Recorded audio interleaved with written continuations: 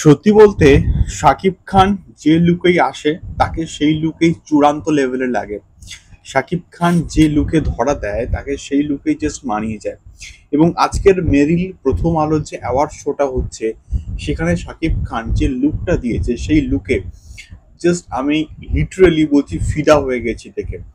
মানে কি দারুণ লাগছে তাকে দেখতে, সেটা জাস্ট মানে কল্পনারও কিন্তু বাইরে। এবং এই 45 ইয়ার্স এজে তিনি যেভাবে তাকে মেনটেন রেখেছেন, যেভাবে তিনি তাকে ফিট রেখেছেন, যে তিনি যে কতটা ফিট, এই ছবিটা না দেখলে তোমরা কিন্তু just বুঝতে পারবে না। এবং তাকে দেখছি স্টেজে উঠে ডান্স করতে, ওই যে তাণ্ডবের যে একটা স্পেশাল ডান্স, যে যে একটা পোর্শন আছে, যে পোর্শনটা সেটাকে করতে আমরা কিন্তু কোথাও গিয়ে দেখতে পাচ্ছি। এবং কতগুলো ভিডিও কিন্তু রীতিমতো কিন্তু ভাইরালও হয়েছে।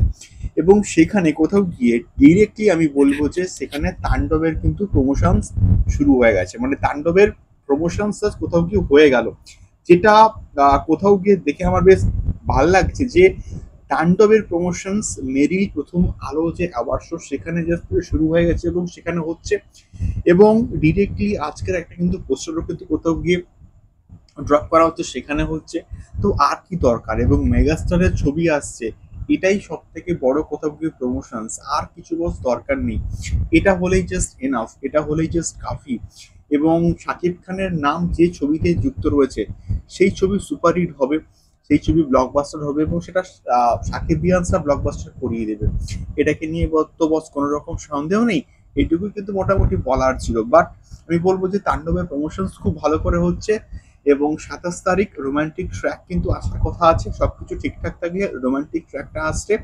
এবং যে আইটেম গানটা হওয়ার কথা রয়েছে সেটা যদি প্রপারলি হয় এবং কাপে কাপ ম্যাচ করে যায়, এবং প্রীতম হাসান যদি আইটেম সংটা করে আরো একবার, তাহলে কিন্তু তাণ্ডবের হাইপটা একটা অন্য লেভেলে কিন্তু কোথাও গিয়ে পৌঁছে যাবে। তো এটাই মেনলি বক্তব্য ছিল। তোমাদের ফিডব্যাক জানিও, কি কি স্টেটমেন্ট অবশ্যই। দেখা হচ্ছে পরবর্তী ভিডিওতে। তাণ্ডব সংক্রান্ত প্রচুর কিন্তু আপডেটস আসছে। টাটা।